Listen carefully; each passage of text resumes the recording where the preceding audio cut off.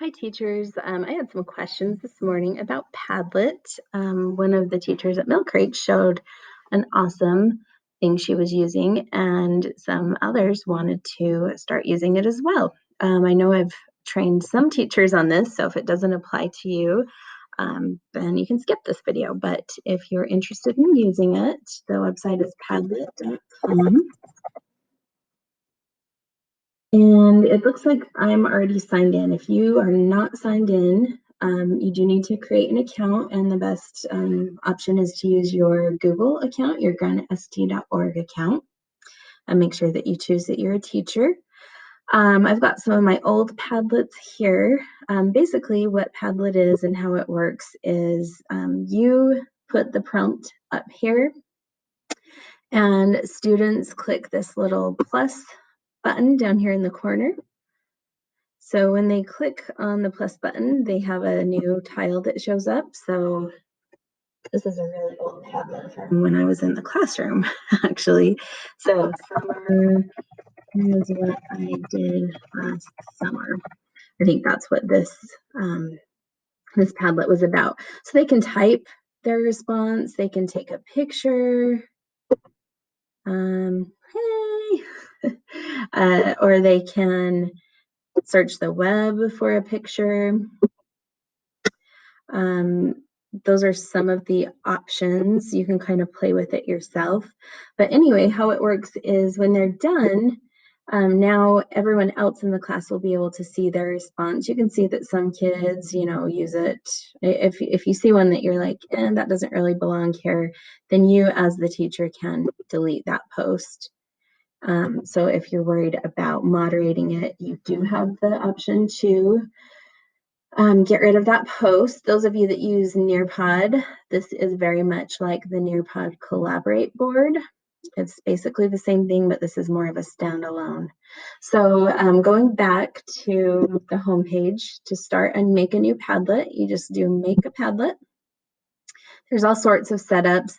Probably the ones that you're going to use most commonly would be the wall, the grid, or the shelf. The shelf is more like if you have multiple questions you wanted to ask, you could do like up here, one question, the second one, another question, and you could do as many sections as you wanted to. That way you could say answer, 2 out of 3 of the questions. So the kids could add their response in this section, and then, they might choose this section. So they have more than one response on one page.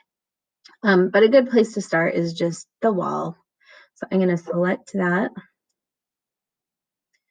And you can give it a name. I'm just going to call this PD wall. And then you can describe it. What did you learn about Padlet? And then from here, you can go ahead and choose a different background. You can upload a picture. You can decide what you want it to look like. And color scheme, font, there's all sorts of settings here that you're going to want to go through. So you'll have to play with that a little bit to decide what works for you. And then once you've got that going, you just hit next and start posting. And then kids are ready to post. So to get that out to kids, if we do the share button up here, if we want to just give them the link in Google Classroom, they should be able to go straight there and use the Padlet.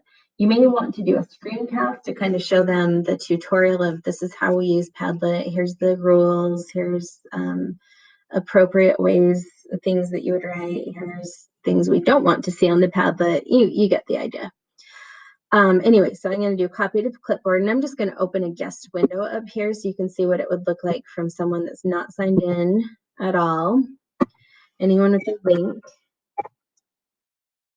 It just takes them straight to my Padlet. You can see nobody's logged in, but I can still, so even if kids aren't logged in, they can still start writing. I click that little plus down here at the bottom, and they can then write their Padlet, and multiple kids can do it at the same time. If you have more than one kid on, you may see that multiple posts are popping up at the same time. So I hope that that gives you a place to start. I think they're a lot of fun. It's a good way to share. It's a good, they can work off of each other's thoughts. If you have, think of normal class discussions that you have.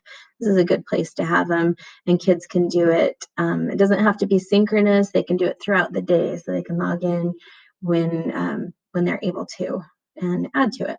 So please reach out if you need any help with Padlet.